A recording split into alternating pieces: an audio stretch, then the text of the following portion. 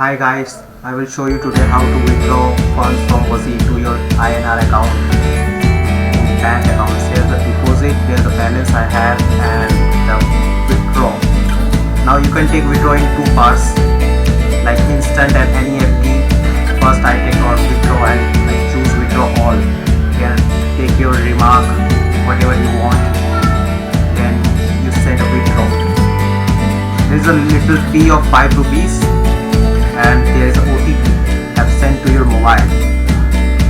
Okay, here it is.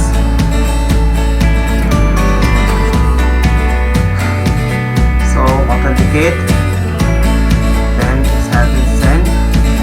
In 5 to 10 minutes you will receive all your money in your account.